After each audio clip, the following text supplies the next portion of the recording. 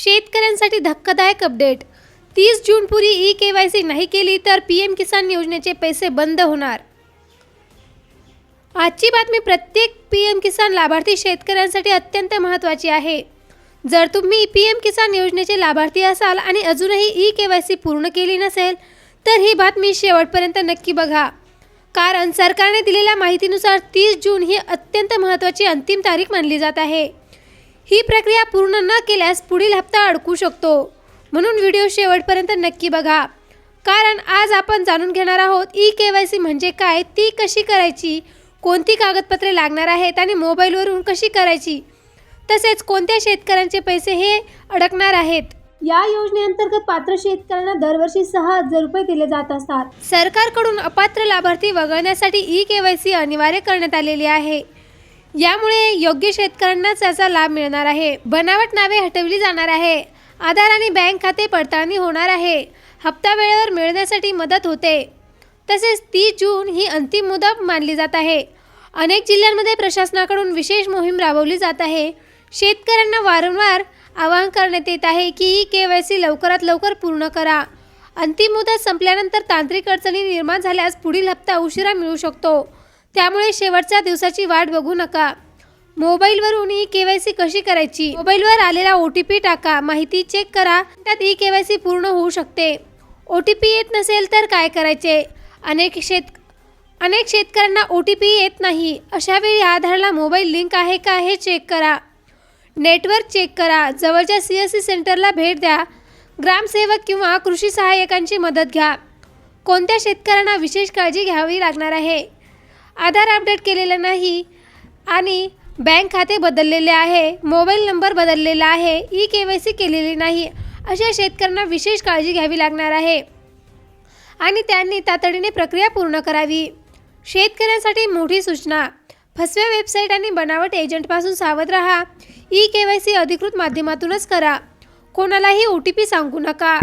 Bank खाते माहिती अनोळखी व्यक्तींना देऊ नका। शेतकरी बांधवांनो, 30 जूनपूर्वी ई-केवायसी पूर्ण करणे अत्यंत महत्त्वाचे आहे।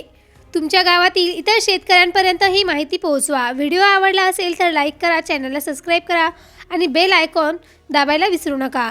दररोज शेतकरी योजना, पीक विमा, कर्जमाफी, पीएम किसान, नमो शेतकरी आणि कृषी बाजार भावांच्या अपडेटसाठी आपल्या चॅनलला सबस्क्राईब करा।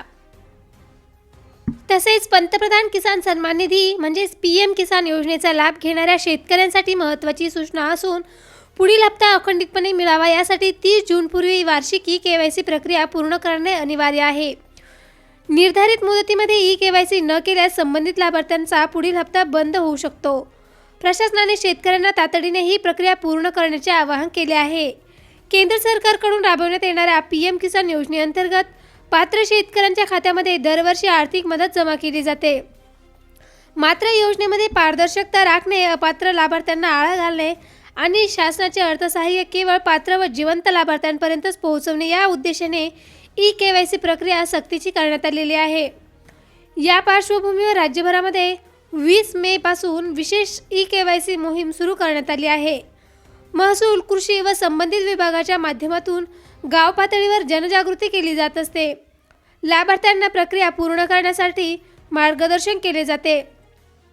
तसेच प्रशासनाने सुद्धा यासाठी आवश्यक यंत्रणा सज्ज ठेवल्या आहेत। सध्या जिल्ह्यातील अनेक शेतकऱ्यांनी ई-केवायसी प्रक्रिया आतापर्यंत जर प्रलंबित केली असेल तर तुम्हाला हा हप्ता मिळणार नाही। त्यामुळे 30 जून ही अंतिम मुदत लक्षात घेऊन शेतकऱ्यांनी विलंब न करता जवळच्या सेवा केंद्रात किंवा अधिकृत माध्यमाद्वारे ई-केवायसी पूर्ण करावी, अन्यथा तांत्रिक कारणास्तव आगामी हप्ते रोखले जाऊ शकतात, असा इशारा प्रशासनाने दिला आहे।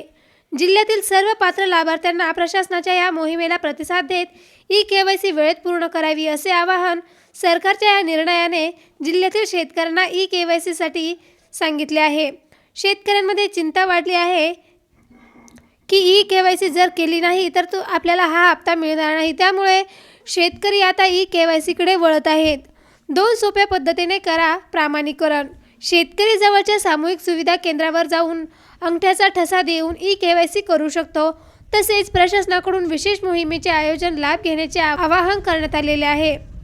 फेस ऑथेंटिफिकेशन, पीएम किसान मोबाईल ॲप डाउनलोड करून स्वतःच्या चेहऱ्याद्वारे आपल्या डोळ्याच्या हालचाली करून घरबसल्या ही प्रक्रिया पूर्ण करू शकतो.